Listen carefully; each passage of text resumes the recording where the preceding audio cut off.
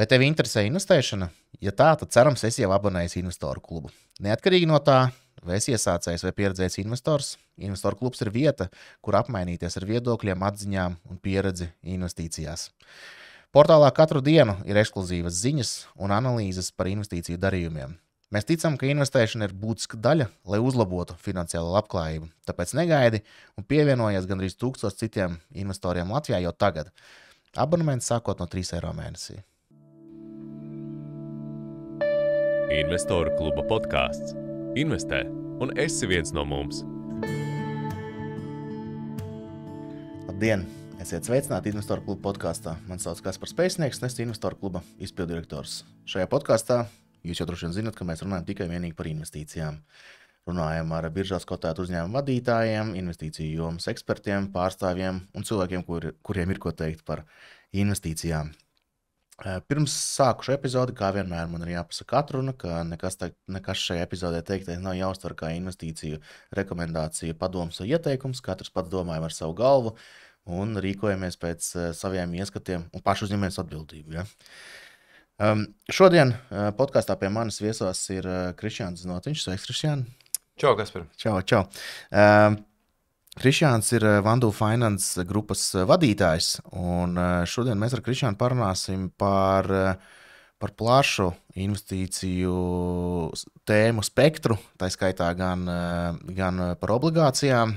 Starp citu, skatītājiem var jau pačukstēt priekšā, mēs parunāsim diezgan daudz par obligācijām, kā skatīties un kā viņas vērtēt, un manuprāt, tā ir lieliski iespēja arī jums uzzināt mazliet vairāk par to, arī no tādas, neatkarīgas puses, ja ievedot ar privātā investora un cilvēku ar pieredzi šajā jomā, kā skatīties un kā vērtēt obligācijas. Parunāsim arī par akciju ieguldījumiem, par to, kas notiekās peer-to-peer pasaulē, un arī kas notiekās, kreditēšanas jomā dažādās valstīs, kādas ieskats mēs varam gūt no cilvēku darbībām un sentimenta, un saprast mazliet vairāk, iedot mums kaut kādu nokrāsu tam, kur mēs šobrīd atrodamies, vai mēs no tā varam dabūt kaut kāds priekšstats par to ejot uz priekšu. Bet labi, es pārāk daudz jūs runāju ievadā, tagad došu vārdu tev, varbūt vari mazliet iepazīstināt ar sevi, par savu tādu īso CV, dzīves gājumu, ja,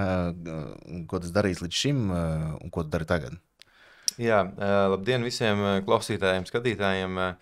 Kā Kaspars teica, es esmu Krišjāns un finanšu nozarē jau gana ilgi darbojos, savas tādas profesionālās gaitas sāku, kā neretais īstenībā finanšu nozarē, sākā auditoru kompānijās, kas iedod tādu labu darba ētiku, izpratni par finansēm un pārbauda izturību. Tad tālāk es kādu laiku pavadīju bankā, kur esmu strādājis gan ar korporatīviem klientiem dažādās nozarēs, kas atkal ļāva ieskatīties dažādu nozaru biznesos nedaudz dziļāk, vadījis leasing kompāniju, vadījis mazo video uzņēmumu kreditēšanu, tāda dažādu virzienu kreditēšanas pieredze, kur tad savukārt pēdējie 8 gadi ir nebanku kreditēšana, esot Eleving grupas Latvijā uzņēmumu vadītājs, kur bija gan vieglo automašīnu finansēšana, gan automašīnu noma, gan pirmie Latvijā paspējām palaist arī auto abonēšanas pakalpojumu, ko veiksmīgi arī tālāk pārdevām, un es esmu nonācis Vandu Finance, kur tas noteikti ir uzņēmums tādā agrīnākā izaugsmes stadijā. Elevings jau bija tāds liels salīdzinoši korporatīvs spēlētājs, ja, tad šeit vēl ir daudz kas priekšā un tā pieredze, kas ir gūta iepriekš, noteikti var likt lietā.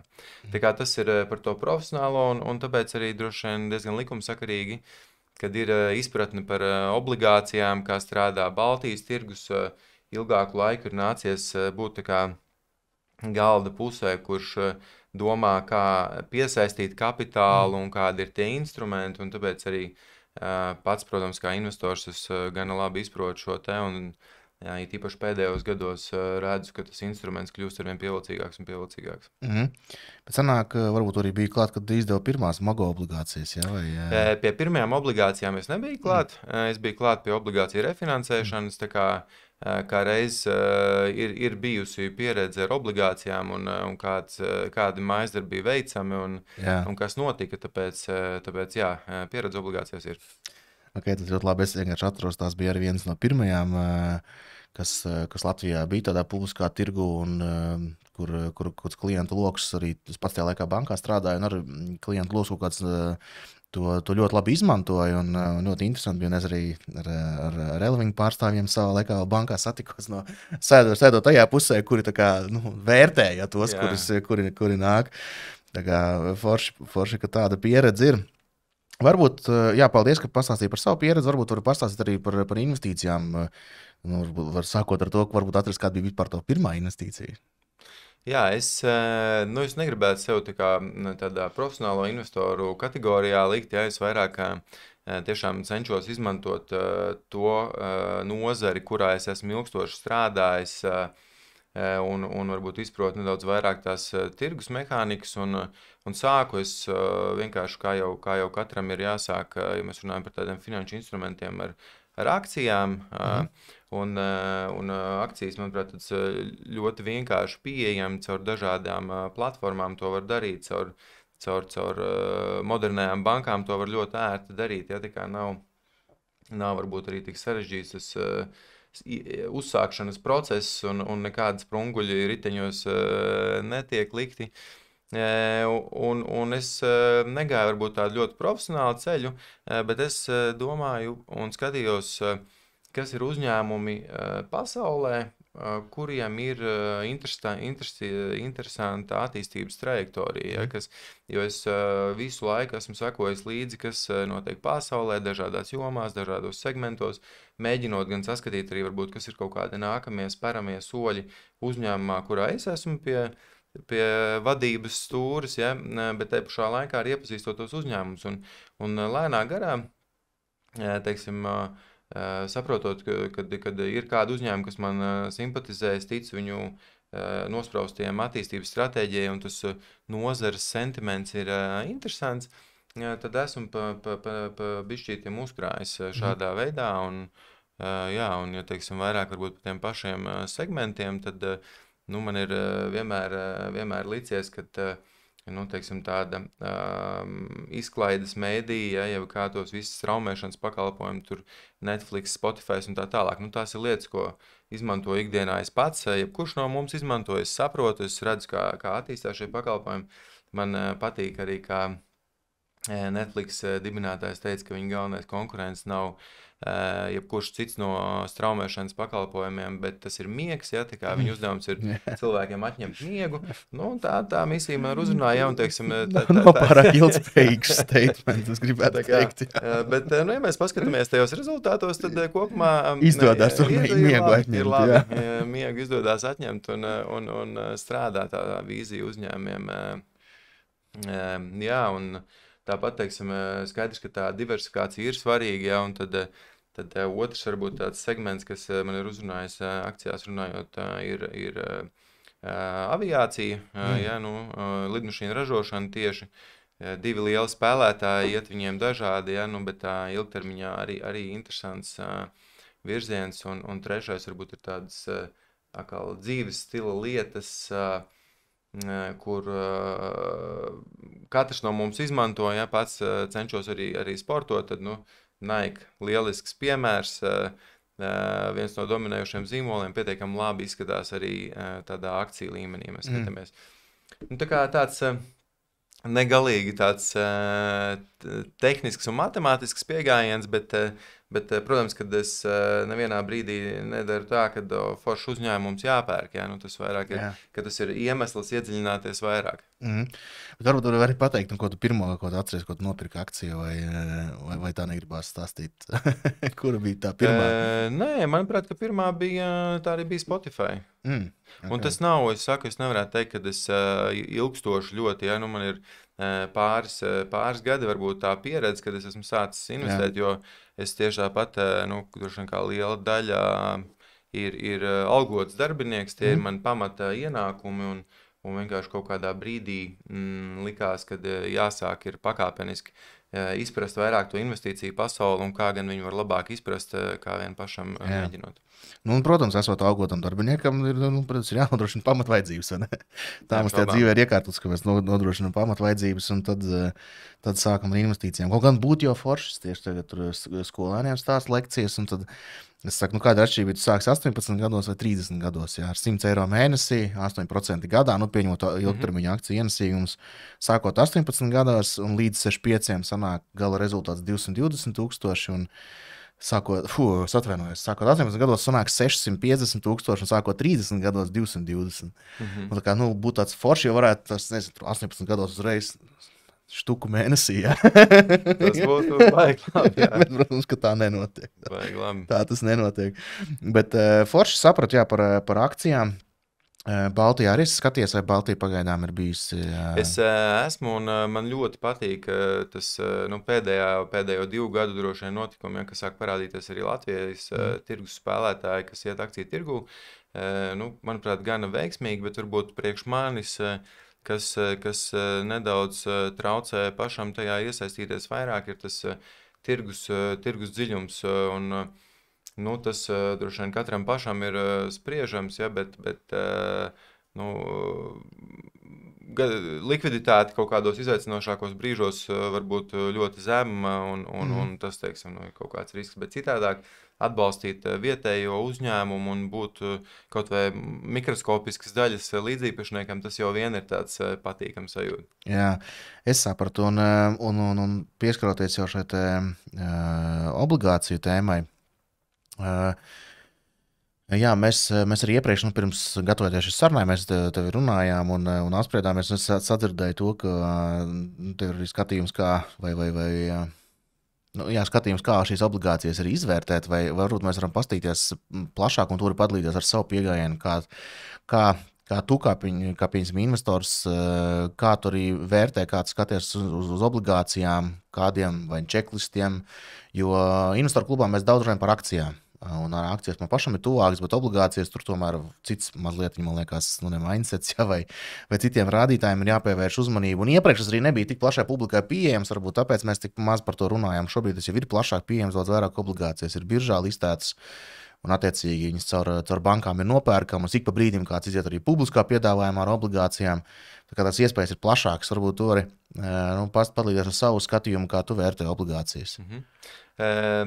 Te gan es varbūt tādai mazai atkāpē uzreiz arī gribētu nokomentēt to, ka vēl joprojām Baltijas tirgu pietiekami daudz ir slēgtās obligāciju emisijas, ja, kas tā kā uzreiz nosaka ļoti augstu to ieejas slieksni, tur parasti sākot 100,000, kas varbūt tādam ļoti plašam investoru lokam nav pieejams, ja, bet sāk parādīties arvien vairāk, sāk parādīties arī šīs publiskajā tirgu obligācijas, kur tad ir tas minimālā investīcija sākot tur pat 100 vai 1000 eiro, vai ne, kas jau ir tāds plašāk pieejams pasākums.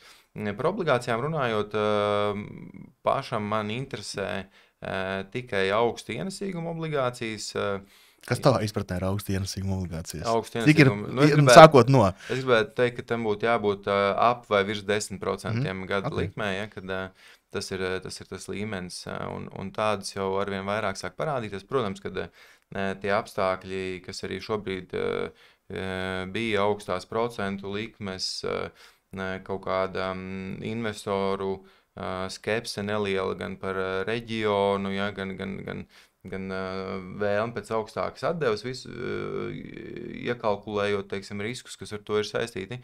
Tas ir līdzis arī emitentiem piedāvāt augstāk šīs obligāciju cenas, un atkal es noteikti atbalstu to, kad ir nedaudz jāizprot tā nozare vai nedaudz jāpapēta, kur tad mēs vēlamies investēt, jo obligācija tomēr ir 3 līdz pat 10 gadu šis termiņš ir, un atkal tā likviditāte viņām var būt nosacīta. Ja? Tā kā no to es arī nepaļautos, ka drīzāk tam būtu jābūt samērojamam.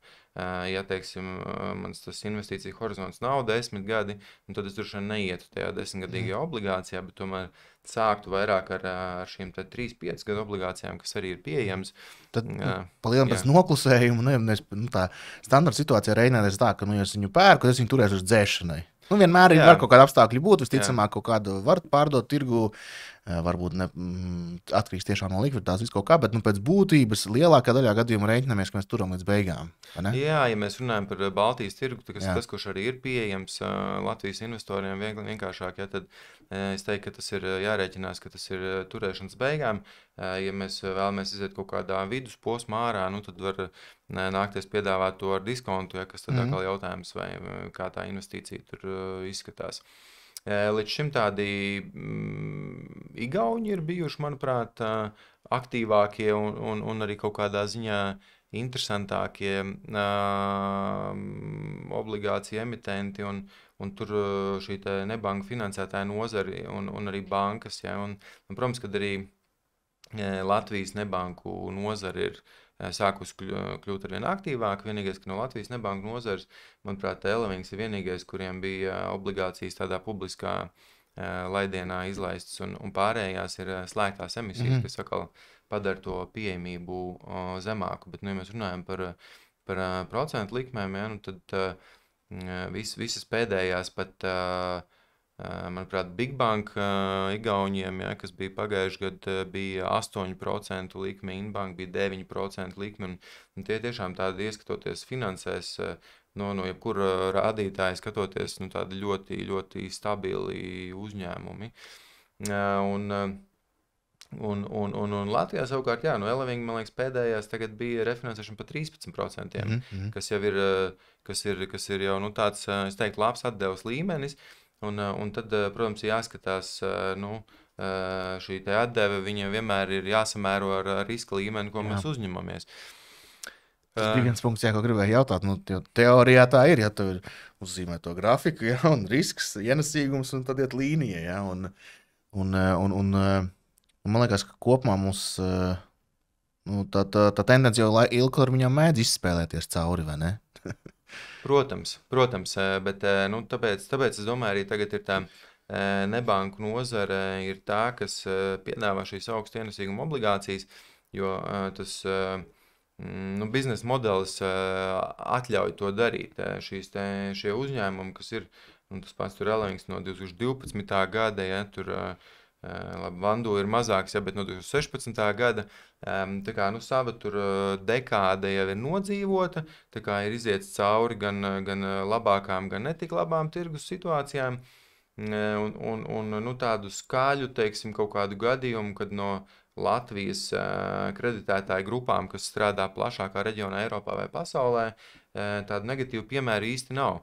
Un tas pats Elevings, viņi spējuši refinansēt vairākus tos obligāciju emisijas, palielināt visu laiku, un tas ir saistīts ar to, ka arī tā atdeve no klienta, ka procentu likme, ko klients maksā, ir pietiekami augsta. Ja? Kā tur kurā tirgu no 40 līdz pat tur vairākiem 100% gadā. Un, protams, ka pie šādas procentu likmes un tādas prātīgi izveidotas uzņēmumu pārvaldības un risku izvērtēšanas, biznesa case sanāk gana labs arī uzņēmumam. Jā. Tāpēc teiksim, šī nozara ir tā, kur man šķiet, kad tas ir tā kā samērojams ar to biznesa modeli. Bet kā tev skatījos tādās, varbūt pārāk specifiski jautājumi mūsu, varbūt auditorijai, bet domāju, noteikti ne tev, kā skatītos uz to, ka arī minēja šīs banku obligācijas, kur 8-9% un piemēram, nebanku kreditētāji, kuriem ir jau lielāki. Bet bieži vien tur ir tā, ka kuram ir kāds nodrošināts vai nenodrošināts šis aspekts, vērtēt obligācijas, cik tev tas ir svarīgs un kā tas ietilps kaut kādā vērtēšanas kritēriju skalā, kaut kas tam līdzīgs. Redz, šeit man ļoti subjektīvs viedoklis, ja, bet es tam nodrošinājumam liktu tādu otršķirīgāku nozīmi, ja, jo bieži vien tās tiešām tur ir komercķīles uz kaut kādiem tur visiem aktīviem, ja, kas iekļauj, protams, arī portfeļus, izņemot varbūt kaut kādus portfeļus, kas jau ir ieķīlāti kaut kur citur, tāpēc izvērtēt tiešām pilnvērtīgi retail investoram, vai tas nodrošinājums tā kā ir vērtīgs vai nav vērtīgs, un kādas geogrāfijas un kāds ir riska līmenis dažādās geogrāfijās. Es tā kā īsti neņemtos, un es būtu gatavs no savas puses piemaksāt nedaudz, saņemt nedaudz to prēmiju par nenodrošinātu obligāciju, nekā, teiksim, saņemt zemāku prēmiju par nodrošinātu obligāciju. Ja tīpaši mēs runājam par uzņēmumiem, kas ir ar pietiekami garu pieredzi tirgū, kam ir profesionāla vadība. Vadība noteikti ir viens no faktoriem arī, kas būtu jāizvērtē, ja, kāda ir vadības pieredze, cik ilgstoša vai ir bijuši iepriekšēji pieredze ar obligācijām. Jo redz, obligācija jau ir tā vēl viens faktors, man liekas, kas ļoti būtisks arī izvērtējot, vai uzņēmuma obligācijas ir piemērots vai nav, un vai vajadzētu investoram viņās investēt, ir tas, kad obligācija šo naudu piesaista, nezinu, tur 10, 20 vai vienalga cik miljonus un saņem uzņēmumu šo naudu tā kā vienā naudas summā un kuponu maksājumu jau sāk rēķināties no pirmās dienas. Un tāpēc ir nozares, ja, kur tas ir diezgan izaicinoši. Sākt apsaimniekot to naudu, un tas rada tādu diezgan lielu spiedienu uz uzņēmumu naudas plūsmu. Ko dara atkal šie nebanku uzņēmumi? Viņi, pieņemsim, izpērk varbūt kaut kādas dārgākas saistības, kas viņiem ir, viņi iegūst tūlītēji pozitīvu efektu uz uzņēmumu finanšu rezultātiem, un pēc tam tad jau, kad ir apgūts šis teiksim, aizņēmums, jeb obligācija, kas ir noteikti laika termiņā un parasti arī ar zemāku procentu likmi nekā piesaistot caur peer-to-peer platformām vai citiem alternatīviem kanāliem, pēc tam tikai atkal sāk atgriezties tajos citos kanālos. Tā kā, tur arī ir tāda mehānika. Neapšaubām arī ražošanas uzņēmējiem, ja skaidrs tur attīstības projekts, kur nepieciešams ieguldīt vai ne, un tur iet pēc plāna. Bet, jebkurā gadījumā obligācijās tā uzņēmuma naudas plūsmas spiediens rodās no pirmās dienas. Jā, pēc būtības arī vai refinansēt kādu citas saistību. Kā tu teici, refinansēt citas saistības, tas bieži vien ir vai kaut kādam M&A darījumam. Jā, kur ir tūlītējs efekts pēc tam arī no šīs naudas plūsmas, protams, tad tas ir, un tas ir tas, ko es noteikti ieteiktu arī uzmest aci tajā obligāciju prospektā, ja, kādiem mērķiem tas ir paredzēts, jo parasti tas ir definēts. Protams, kad obligācija prospekti ir atkal, ja ikdienā to nestrādā, nav ļoti viegli lasām viela. Ir jāzina, ko meklēt. Jāzina, ko meklēt, un tāpēc noteikti ir vērts arī paskatīties parasti jau uzņēmumu, visi, kas gatavojas publiskam piedāvājumam, viņiem vienmēr ir mājaslapās pieejami pietiekami labas prezentācijas gan ar tādiem pamat finanšu rādītājiem, gan ar kaut kādu uzņēmumu attīstības stratēģiju, ar tirgu diversifikāciju, kuros viņi darbojās, un sākt noteikti ar šādiem. Organizējot investoru festivālu, mūsu mērķis katru reizi ir radīt tādu atmosfēru, kur tiešām neformālā gaisotnēs investoriem satikties, smelties iedvesmu jaunām investīcijām un pārdomāt, vai ir iespējams kā labāk pārvaldīt savas pašreizējās finanses. Nemitīgo pārmaiņu kontekstā šajā gadā fokusēsimies uz izaugsmi, tostarp kā investoram adaptēties mainīgajiem tirgiem. Pirmie viesi jau ir izsludināti. Starp runātājiem būs Matijas Valander no Igaunijas, Inga Bolukumini, Valters Vestmanis un citi. Dodies uz investoruklubs.lv sadaļu pasākumi un rezervē savu vietu jau tagad. Bet, ja tu vēlies dalīties savā investīciju pieredzē, raksti uz redakciju @investoruklubs.lv. Kārtām, teiksim, kovinantēm, tur atkal tāda ikdienas investoru skatu punkti, jā, protams, tev ir pieredze arī vēl otrā pusē, tu ļoti skaidri zini, kā viņas tur ir un kā viņas tur ietekmē, bet no tāda ikdienas investoru, cik tam ir jāpievērš uzmanība un vai tam vispār var tur normāli tāds ikdienas investors izsakot līdzi, vai tas ir tāds vienkārši ir un jāpaļaujās, ka viņš tur ir. Man liekas, obligācijas ziņā ņemot vērā, ka tā pamatsummas atmaksa ir beigās vienā maksājumā un tur nav nekādas amortizācijas, kad tāds divi svarīgi rādītāji droši vien ir. Viens ir interest coverage ratio, jeb procentu segumu koeficients, kas norāda to, cik tad liela rezerve ir uzņēmumam ar ģenerēto naudas plūsmu, jeb EBITDA, spēt apkalpot visu saistību procentu maksājumus. Un tas jau ir tas svarīgākais, lai šis uzņēmums spētu katru mēnesi vai ceturksni veikt kuponu maksājumus un ar labu rezervi, jo neapšaubām, kad var nosvārstīties, ja, un tad tur Ja ir nezinu, tur nedaudz virs 1 šis koeficients, es būtu piesardzīgāks, tāpēc, ka tad rezerves īsti nav, un ja kaut kas pagriežās ne tā, kā mēs vēlamies, var rasties jau ļoti sākotnējā stadijā kaut kādas problēmas.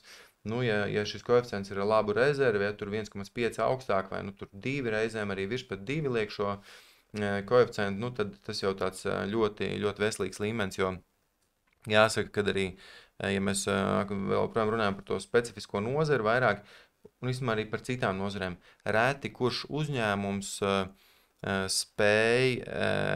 spēs atmaksāt obligācijas no savas, to gala maksājuma, vai no savas naudas plūsmas vai vēl kaut kā. Lielākā daļā viņas tiek refinansētas, aizstātas ar kaut kādu citu, tur strateģiskais investors varbūt kāds nāk iekšā un nodzēš vai citā. Tas arī ir jāsaprot, ka tur ir jāizvērtē, vai šis bizness ir ilgtspējīgs vismaz tajā obligāciju termiņā, un mēs redzam, ka pēc 3 gadiem visticamāk tiešām uzņēmums pēc savas kaut kāda attīstības stratēģijas refinansēt šo summu jau tiešām nebūs problēma, visticamāk varbūt pat palielinās, un tas izēja no obligācijām arī noteikti ir tas, kas būtu jāapskatās. Okay. Un kaut kādi ritīgi sarkanie karogi. Ir kaut kādi, kas, tā kā tu ieraugi to, vai prospektā, vai prezentācijā, vienkārši aizver ciet un neskaties tālāk. Vai tāda nav tik spēcīga? Manā gadījumā ļoti svarīgi ir diversifikācija, jo es domāju tādu ģeogrāfijas tirgu diversifikāciju, jo es noteikti krietni lielāku priekšroku dot uzņēmumiem, kas ir, trīs tirgos vismaz pārstāvēti, varbūt pat vairāk. Es būtu skeptiskāks pret uzņēmumiem, kas ir uz mazāku tirgu skaitu, katram ir tas savs pieejams, jo atkal, ja mēs vēl vairāk par to pašu nozari, kurā tad es arī pats esmu kā investors, tad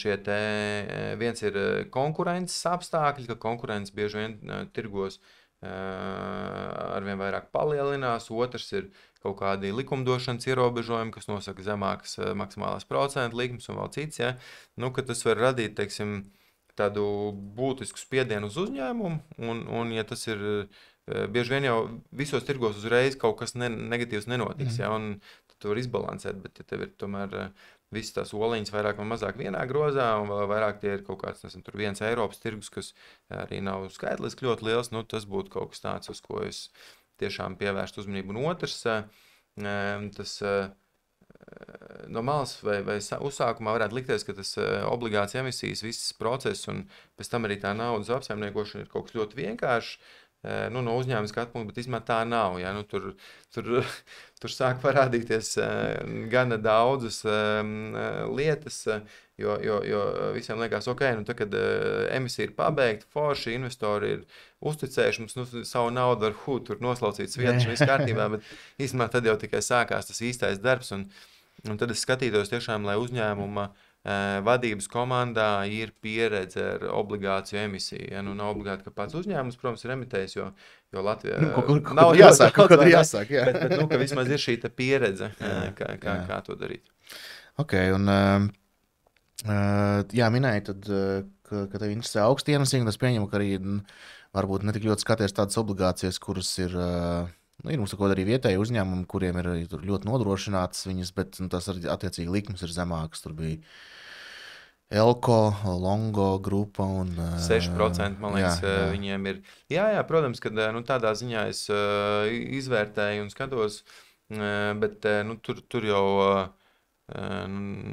kaut kāds, tur depozīts ir 3,5.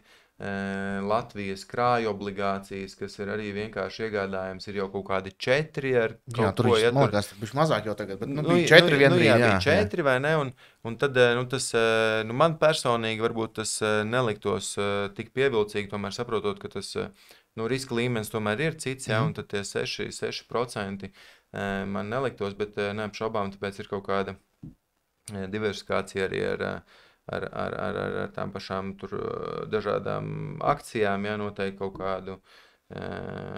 kādu gatavo portfeli vai nevar paņemt un tad nokal šīs augstākā ienesīguma un, protams, arī riska obligācijas kā trešais. Jā. Un vēl viens jautājums par obligācijām. No tavas skatu punkta, kā investori, kā tu pats skaties arī uz diversifikāciju. Ja? Nu, protams, akciju portfeļi tas viss skaidrs, ja, bet obligācijām tur tie soļi bieži vien ir salīdzinoši. Labi, nerunāsim par lieliem, runāsim par to, kas ir normāli pieejams. Ja? Kā tur skaties uz diversifikāciju? Vai tu viņu veids veikšanas pēc, vai tā ir? Nu, vai tavā skatījumā, kad sākās diversifikācija, no cik liela obligāciju skaita, ko var uzskatīt par diversifikāciju? Tā, man liekas, agrāk ar daudz tādu arī vienkārši nopirka vienu mogo obligāciju, un tad viņi stāv kontā. Ja? Nu, tā, protams, nav diversifikācija, lai gan viņiem tirgu daudz, ja? Bet tomēr ir ekspozīcija tikai uz vienu uzņēmumu. Tā nav neapšaubām, un tad ir jautājums, kā, vai tas investīcija groziņš ir tikai obligācijas, vai tomēr ir arī kaut kādas akcijas, kas jau savstarpēji. Nu, es viņus skatītos tā kā tos produktus kopumā, bet arī obligāciju ziņā, man liekas, ka vajag diversificēt, un ir no kā izvēlēties, un es tomēr uzskatu, ka ir diezgan būtiska atšķirība arī šīm pašām kaut vai Igaunijas bankām, ja, kas ir iemetējuši obligācijas ar pietiekami augstu kuponu likmi, un nebankām, ja, pilnīgi citi attīstības stratēģijas modeļi. Līdz ar to starp šiem noteikti var diversificēt, un kas vēl ir labi, tad pēdējā gada laikā, īpaši, kas ir bijuši, piemēram, šīs Igauņu visas obligāciju emisijas, viņas visas ir bijis tikai oversubscribed, ja, nu, kad ir bijis krietni vairāk, tur LHV, ja. 16, man liekas, ja, reizes vairāk bija tikai, bet kas ir labi priekš mums visiem, ja, kā retail investoriem, ir tas, ka parasti tiek tā minimālā summa tiek garantēta katram. Man liekas, tur 1000 līdz 2000 eiro ir pilnīgi visiem, kas ir pieteikušies, un tad jau tur ir kaut kādi, katram emitentam ir citi tie kriteriji, pēc kā viņš sadala, un tā var rasties pat tāda piespiedu diversifikācija, kad es gribēju, nezinu, tur 5 vai 10 tūkstošus ieguldīt konkrētai obligācijā. Es nemaz nedabūju 1000 vai 2, ja, 1100. Bet ļoti labi, ja, nu tā kā arī tāda diversifikācija ir laba, un tad, teiksim, nu tad man atbrīvojās tā nauda kaut kādai nākamajai, kas būs, un man liekas tādā ziņā tāds Baltijas kapitāla tirgus, viņš ir iesildījies, nu viņam droši vien, un ir īpaši, es domāju, tādā retail līmenī, jo kaut kādiem institucionāliem investoriem, nu, iespējams šobrīd arvien vairāk traucē ģeopolitiskie aspekti un vēl kaut kas, ja, un tas vienu otru attur, kādu neattur, bet, ja mēs runājam par tādām mazākām emisijām, kas varbūt tīri absorbējams labi Baltijas tirgu, nu, tur 10, 15, 20 miljoni, protams, ir arī piemēri, ja, kur ir krietni lielāk šīs emisijas, bet ir kaut kāds slieksnis, pie kura jau tad emitenti izvēlās iet uz starptautiskākiem, lielākiem tirgiem, jo nu, šajā tirgu, teiksim, varbūt tā diversifikācijas nolūkos investori nav gatavi tik liels naudas summas ilgt, un tad kā reizi šāda izmēra obligācijām, es domāju, ka ir labs potenciāls, un noteikti, kad mēs sagaidīsim, es domāju, tur šogad, nākamgad vēl emisijas, ja tikai, nu, jāsako līdzi. Pavisam noteikti, es jau tieši tur nu, te mēs rakstām, šodien mēs rakstām 21. februārī, jā, es tur vakar skatījos ar kaut kāds, kas mums Baltijā, tā ir, dažiem ir šogad dzēšanās, jā, tur dažiem no maniem iepriekš minētajiem, un tad skaidrs, ka būs jaunus, jā, nu, labi, nu, vēl alternatīvi paņemt bankā kredīti, ja dod, ja, vai nodzēst, ja, bet, nu, visticamāk jau būs jaunas obligācijas, un tas jau tā, ka tas celiņš tatiņa ir iestaigāts, tad jau pie viņas arī turpina turēties. Ja. Protams. Un kas vēl, man liekas, tādā esošajā situācijā, nu, atkal katrs var tur skatīties un likt tās likmes, kas notiks ar procentu likmēm, cik ilgi viņas tur turēsies esošajā līmenī, vai viņas kritīs, vai varbūt kādam šķiet, ka viņas tomēr kāps vēl vairāk, ja. Bet, nu, atkal atceroties, ka obligācija ir tāds, nu, vismaz tur 3-5 gadu termiņš, un ja mēs liktu to kārti uz to, ka tomēr tās likmes sāks samazināties, un tad nozīmē kaut kādā termiņā arī nu, potenciāli ienesīgums šāda veida obligācijām, ko piedāvā, sāks samazināties, nu tad kā reiz varētu būt laiks tagad vēl tur, nu, tuvākajos, nezinu, tur kaut kādā periodā kā reizi izvēlēties obligācijas, lai nofiksētu šo te augsto ienesīgumu kaut kādam noteiktam termiņam. Tā ir. Un vēl mēs arī gatavoties sarunai, mēs, protams, par obligācijām parunājām, bet tu arī pieminēji to, ka nu, arī tajā fiksētā ienesīguma ieguldījuma spektrā diezgan labi var ierakstīties, ja tā var teikt, var iekļauties arī peer-to-peer, nu, jeb pūļu finansējumu, bet savstarpēji ieguldījumu platformas. Varbūt tur pastāstīt vairāk, ko tur to bija domājis un kā tu redzi, kā to normāls investors var izmantot un atkal kādus kritērijus pavērtēt, kā uz to skatīties un kā tu pats to skaties. Varbūt pat vairāk no savas tādas skatījuma, kā tu to izmanto. Jā, tur atkal, man liekas, ir svarīgi mēģināt diversificēt investīciju produkts, termiņš, geogrāfija, un tad obligācijas mēs runājām ir tāds garais termiņš, tad tas peer-to-peer, kas man atkal patīk, ka, protams, ka tur atrodams dažāda veida parādu, ja kredīti, ko tu vari nopirkt, bet tur ir arī, teiksim, īstermiņi pavisam, kas ir mēnesis, tur, vai tur kaut kādi tādi, un tas nozīmē, ka ir ļoti, ja mēs esam gatavi nedaudz pasakot līdzi tam aizdevējam, kura kredītos mēs investējam, vismaz paskatīties tur kaut kādu, nezinu, tur ceturkšņa reportu, ja tāds ir pieejams vai kaut ko tādu, tad man liekas, ka tas ir ļoti labs veids, kā saglabāt likvīdus aktīvus arī ar ļoti ātru iespēju iziet ārā, bet nodrošinot augstu ienesīgumu, jo tur arī šajos īstermiņa kredītos tur tāpat ir,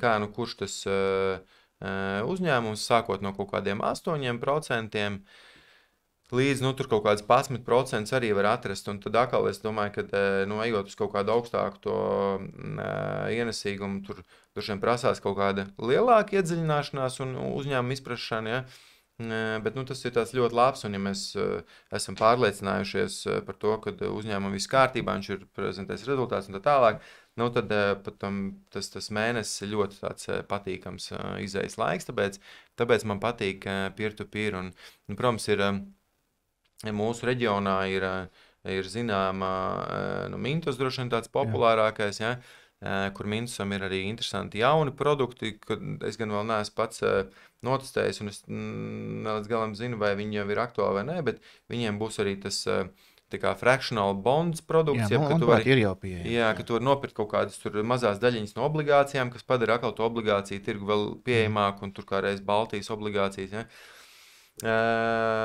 bet ir arī kaut kādas citas platformas peer-to-peer, un kur uzreiz, teiksim, tas nenozīmē, ka, ja viņi nav tur tik lieli, ka viņi būtu kaut kādi būtiski sliktāki, un, pieņemsim, mēs kā Vandu grupa, mēs savus kredītus publicējam caur tādu Swapper platformu, kas ir Igaunijā reģistrēta, un tur īstenībā tā atdeve investoriem ir vēl augstāka.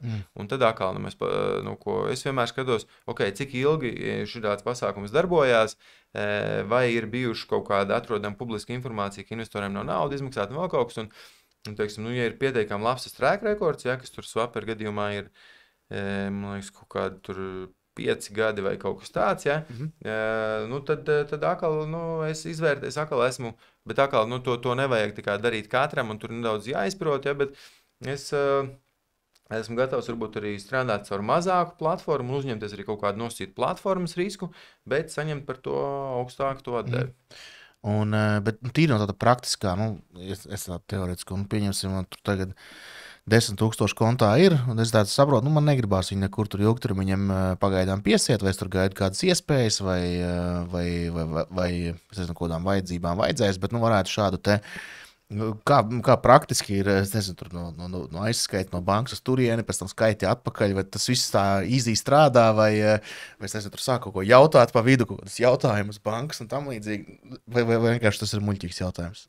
Nē, tas ir ļoti labs jautājums, es domāju, jo, zin kā, tas jebkurā brīdī, kad cilvēks nolem kaut ko sāk darīt, viņam tas ir, ko tagad tālāk un tā, un zin kā, un reizēm pat liekas, nē, tagad nav laika, negribu un tā, bet tas īstenībā ir super vienkārši, ja tur tiešām piereģistrējās platformā, katrā varbūt nedaudz cits tas process, pārsvarā visās platformās ir jāizpild kaut kāda anketa, lai platforma novērtētu tevi kā investoru, vai tu saproti plus mīnus vispār par ko ir runa, un visu, un ieskaita šīs platformas tā kā savā investīciju kontā platformā, kas vēl joprojām ir tava nauda un nekur netiek izmantota, jo šie līdzekļi nodalīti atsevišķi, kas ir, teiksim, investēti kredītos vai citos kaut kādos produktos, un kas ir līdzekļi, kas pieder investoram, no šī investora konta, kurā brīdī var izskaitīt ārā, un tad jau es pats izvēlos, vai es uzlieku kaut kādu automatizētu ieguldījumu stratēģiju, vai es pats izvēlos konkrētus aizdevumus, kuros es vēlos investēt, un atkal, ja mēs runājam par tādiem īstermiņa kredītiem, ja, nu, tad tā izeja ir atmaksas laiks, parasti 30 dienas, pēc 30 dienām es saņemu naudu atpakaļ savā investīciju kontā. Jā. Nu, ļoti, ļoti, ļoti vienkārši un tādiem kaut kādiem starp risinājumiem, ja man ir šobrīd teiksim, kaut kāds kapitāls, kurš man nav īsti vajadzīgs, es negribu zaudēt viņa vērtību, un es zinu, ka man viņu vajadzēs, nezinu, pēc kaut kāda laika perioda, tad, nu, ļoti labs tāds, man liekas, risinājums. Jā. Ok, es sapratu, jā, tad tas peer-to-peer kā tāds pat arī pat īstermiņā brīvo līdzekļu izvietošanas un ar gan augstu ienesījumu, jā, tas labs variants. Es uz viņu tā vairāk skatos. Jā. Protams, ka tur ir virkne produktu, kas nodrošina arī ilgtermiņu, un arī tie ir labi un izskatāmi, ja, bet, nu, tur, ja izvieto kaut kādus, pieņemsim, tās pašas obligācijas, nu, tad prasās kaut ko atkal tādu likvīdāku likt klāt. Nu, labi, akcijas arī ir likvīdas, bet ar akcijām atkal būtu jābūt tā, ka tomēr mēs esam gatavi arī kļūt par, kā tu pats teici, ilgtermiņu investoru, vai ne? Jo citādāk, tu ieliec uz kaut kādu brītiņu un tieši tajā brīdī nokrīt tā vērtība, un tev pēc 2 mēnešiem jāiet ārā, nu diezgan īsā laikā var ļoti nepatīkams tas rezultāts sanāk. Tāpēc, teiksim, tie parāda vērtspapīri vienalga vai caur peer-to-peer investējot kredītos vai tāda obligācijām, viņš tomēr nodrošina fiksētu ienesīgumu. Nu, vienīgais mums jāsaprot, ka, protams, tur ir tas kredīta risks aizmugurē, kurš tad ir tas emitenta risks, jā, nu, cik. Ok, labi, es sapratu, jā, un tad mēs jau vairākas reizes pieskārāmies pastāst mazliet vairāk par pašu Vandu Finance Group, kas tas ir, ko dara. Un tavu iesaist tajā. Jā, tas īstenībā tāds uzņēmums, kurš ir no 16. gada jau, varbūt nav tik zināms kā citi zīmoli Latvijā, darbojās patēriņa kreditēšanā. Latvijā ir tātad smadzenes, jeb headquarters, ja, gudrie visi cilvēki, kas ir risku cilvēki, finanses, mārketings un tā tālāk. Ja. IT, kas mums ir iekšēji arī diezgan liela, 20 cilvēku komanda tieši apmēram ir IT. Ja.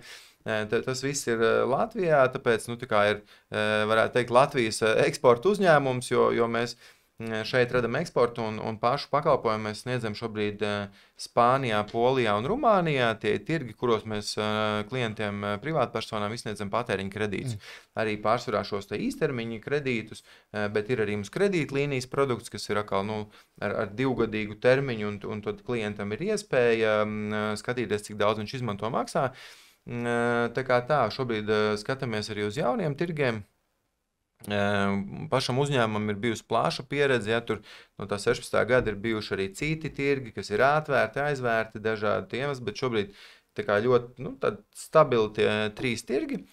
Un interesanti, ja tur dažādi reizēm tur skatās vai runā, tur patēriņa kreditēšanas uzņēmumi, bet īstenībā tas tiešām ir kaut kāds know-how, kas Latvijā ir radies. Ir virkne šie uzņēmumi, ja tur nezinu, Elevings, Tvino, Cream Finance un tā tālāk, kur ir varbūt kaut kāda daļa biznesa, For Finance, protams, ja ko daļa biznesa ir Latvijā, bet citiem pat nav Latvijā, un savukārt tas know-how atrodas Latvijā, un pakalpojums tiek sniegts citās valstīs, tādējādi nodrošinot diversifikāciju, un pats galvenais, protams, patēriņa kreditēšanā ir svarīgi tas tirgus dziļums, jeb izmērs.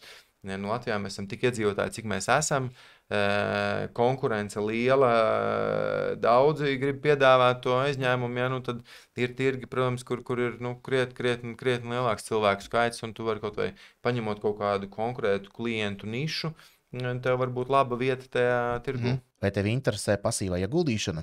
Balstoties uz lielo pieprasījumu, mēs kopā ar Indexo latviski tulkojām un izdevām pasaulē slaveno finanšu pratības grāmatu par saprātīgu investēšanu, ko sarakstījis Džons Bogls. Bogls ir kaismīgs pasīvās investēšanas stratēģijas aizstāvis, jo viņuprāt ieguldītājiem tas ļauj ar būtiski mazākām izmaksām sasniegt labāks rezultāts ilgtermiņā. Grāmata pasaulē guvusi atzinību ar tās praktisko un plašam lasītāju lokam interesanto skatījumu uz akciju tirgiem. Šī grāmata būs lielisks papildinājums tavam grāmatu plauktam.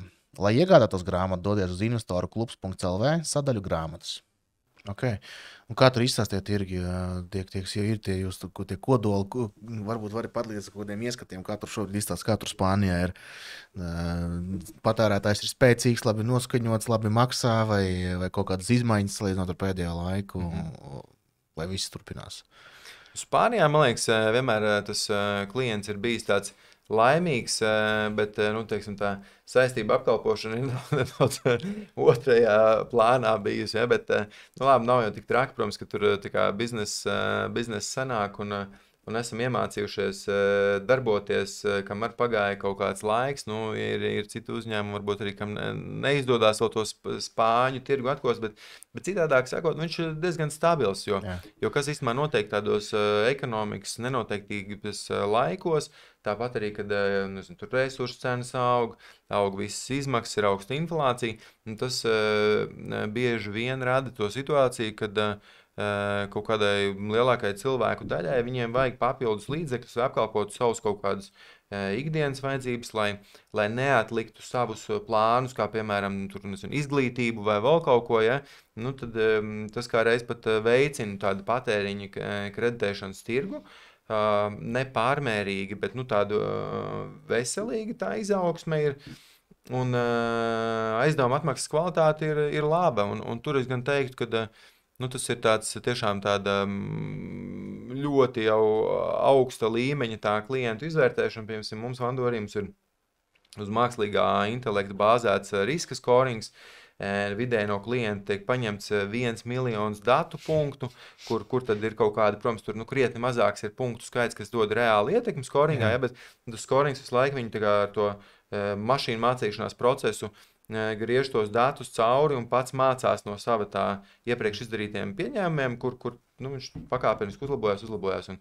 Un svarīgi ir, ka tajos tirgos arī ir laba datu pieejamība, kas ir dažādi gan kredīta datu bāzes, gan informācija par klienta faktiskajiem ienākumiem, oficiālajiem, protams, un tā kā, tur vēl kaut kādas, jo tajos datos tiešām ir spēks mūsdienās, un tas ir tās ļoti uz datiem balstīts lēmums, un ja kādreiz varbūt tā nozara bija nedaudz citādāka, tur, es zinu, daudziem vēl ir saglabājies no 2008. Gada, ja, tur jau galvenais dod visiem, un tur drausmīgi procenti, bet īstenībā mums, ja mēs skatāmies, mums tas approval rates, ja, cik mēs esam 15% no aplikācijām. Tā kā, nav tā, ka dod visiem galīgi, nē, te vienīga atšķirība tā, ka tas tirgus izmērs ir pietiekami liels, lai arī to teiksim, piltuves mehānismā tev tie 15% ir pilnībā ok.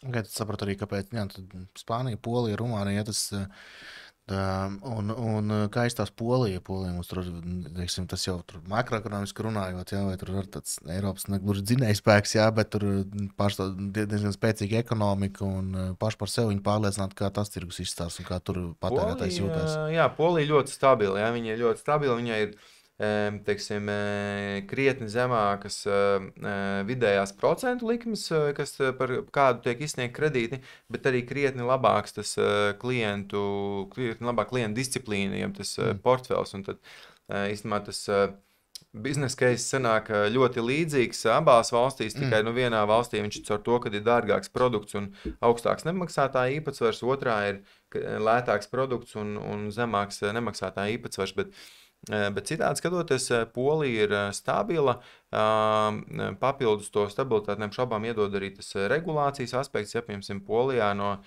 šī gada janvāra nebanku kreditēšanas nozara arī sāk regulēt Polijas centrālā banka, tā kā tas pats regulatoriskas bankas, iepriekš bija cits, un tas, teiksim, tāda tirgus sakārtošanās, viņa ir laba, viņa varbūt nepatīk kaut kādiem spēlētājiem, kas ir mēģinājuši tur atrast kaut kādus tur pelēkus caurumus visā tajā pasākumā, bet tādiem lielākiem un nedaudz jau pieredzējušākiem spēlētājiem tas ir ļoti labi, jo ir skaidri spēles noteikumi,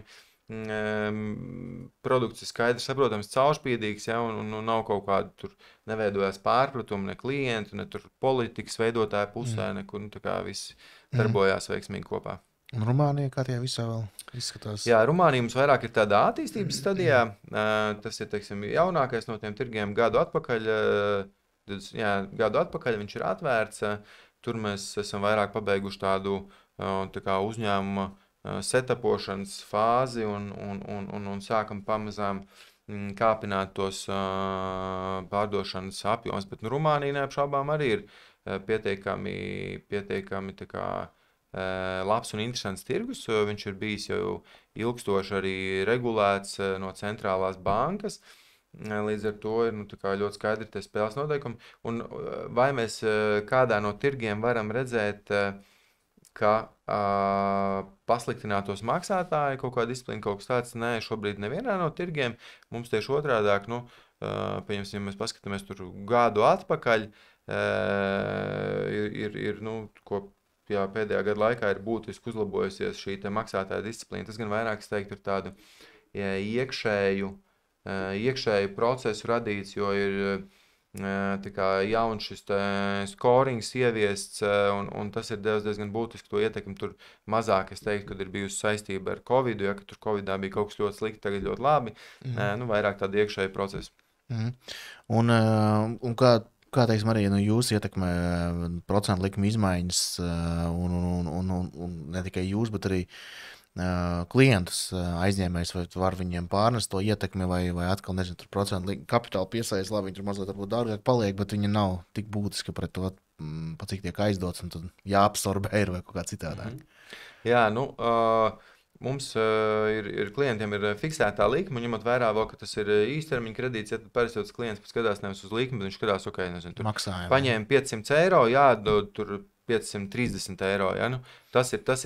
Normāli cilvēks nedomā procentos. Mēs tur un visādi savu formulas un vēl kaut ko, bet viņš interesē, cik tas ir no manas naudas plūsmas, ja tur ir šis vai nav, ir, ja, tur. Mēs tur sākam kalkulēt, un tur kaut kādu gada likmi izreģinām vēl kaut ko. Ja? Tā reāli nedomā patērētājs, viņš domā tādās ikdienišķās lietās. Mēs neesam pārskatījuši likmes patērētājiem, viņas ir pietiekamā līmenī, jo negribās arī kaut kur aizšaut greizi, ja sākot tur kāpināt kaut kādas likmes, sakot tur kaut kādu, sliktākas kvalitātes klients iegūt, ja jau viss tā kā likmes ir šajā ziņā stabilas, tas, kur mums tas ietekmē, mums tas ietekmē mūsu kapitāla piesaistes cenu, jo mēs, kā es sākumā teicu, pret Elevingu mēs tur vēl esam krietni mazāks uzņēmums, salīdzinot mums daudz, kas vēl priekšā, un paši arī, teiksim, šobrīd strādājam uz tādu uzņēmumu vairāku tur mājas darbu veikšanu, iekšējo nosacīt čeklisti, lai varētu tur 25. gadā arī tēmēt uz kaut kādu obligāciju emisiju. Bet šobrīd tad mēs strādājam daudz arī ar privātiem investoriem, kas aizdevuma formātā aizdod tur, principā līdzīgi kā obligācija, tikai nevis publiskā tirgu, bet tādā privātā formātā. Un skaidrs, ka šis augsto likmju laiks, viņš arī mums liek piedāvāt investoriem augstākas likmes, jo parādās arvien vairāk alternatīvas, ja tās pašas obligācijas vai citas. Un skaidrs, ka jābūt ir konkurētspējīgiem šajā tirgu. Tā kā tas ietekmē, un no vienas puses ir kā ne ļoti daudz, bet no otras puses, ja mēs kaut vai kā piemēri, ja tur uz 20 miljonu kredītu portfeli, 1% ir 200,000 gadā ietekmi peļņas zaudējumu aprēķinā, nemainot neko no citiem rādītājiem. Ja? Tie pāris procentu turp vai šurp diezgan būtiski ietekmē. Bet labā lieta droši vien tāda, ja var dzīvot normāli šajos laikos ar augstiem likmēm, tad, kad viņas būs zemākas, tad jau varēs Jā. Un tas straujāk augt, teiksim tā. Jā, protams. Un tas arī ir tas stāsts, kāpēc, teiksim, šāda veida uzņēmumiem kā Vandu, kas vēl nav tik lieli, bet vairs nav arī tur baigi mazie, ja? Kāpēc viņiem ir interesanti ieiet tādā obligāciju piedāvājumā, jo uzņēmums iegūst garākā termiņa naudu, tad tu labāk vari plānot savas darbības, lai viņu efektīvāk apsaimniekotu. Un otrs, parasti arī tomēr tā obligācija cena ir zemāka nekā tu vari piesaistīt naudu no tās pašas peer-to-peer platformas, vai kaut kādos alternatīvos kanālos, kā tur privātie investori, mazākās, teiksim, apjomos. Un tad noteikti tā obligācija emisija, un tieši tā, pirmais, ko tu izdari, tu refinansē kaut kādas, varbūt, dārgākas saistības, kas uzreiz dod pozitīvu ietekmi uz uzņēmumu finanšu rezultātu, atbrīvo naudas plūsmu, un tad tā jau aiziet tas viss cikls. Ok, saprotams, tad būtu jau mums jāgaida, ka būs vēl plašāks piedāvājums obligāciju spektrā. Ja? Viennozīmīgi, mēs arī pieliksim savu artavu, bet noteikti šogad vēl nē. Šogad gan jau būs iespēja kādās citās obligācijās investēt, bet uz 25. gadu gan jau, ka būsim gatavi. Ok, super. Labi, es laikam teikšu lielu paldies, ka atnāc Investoru klubu podkāstu un padalījies gan ar to, kā vērtēt obligācijas, kā tu uz tiem skaties. Man ļoti vērtīgi bija par to, ko stāstīja par nodrošināts, nenodrošināts, kā no privāta investora skatu punktu skatīties, kam pievērst uzmanību. Jo tiešām, viena lieta ir tāda, ka tagad tajā profesionāļa vidū, ja tur ir tur kovenantes, nodrošināts, tā kā tie termini viss lido apkārt, un normālam cilvēkam, kurš tikko knapi ir iesācis investīciju ceļu, labi, vēl kaut kādas akcijas, tur vismaz skaidrs, ja tu nopērc un tā akcija ir, bet tie obligāciju, kuro tie posmi ir jāiet cauri, lai nopirktu viņas, tas tiešām izaicinoši. Es domāju, tas bija ļoti vērtīgi. Un varu vien novēlēt, lai izdodas. Gaidīsim jaunas obligācijas. Paldies, ka atnāc. Paldies, Kaspar. Paldies arī jums, skatītāji. Un tiekamies nākamajās epizodēs. Jūs jau zināt, kur mūs meklēt. Skatāmies investorklubs.lv, mūsu YouTube kanālu. Un tad tiksimies nākamajās reizēs. Visu labu! Tā!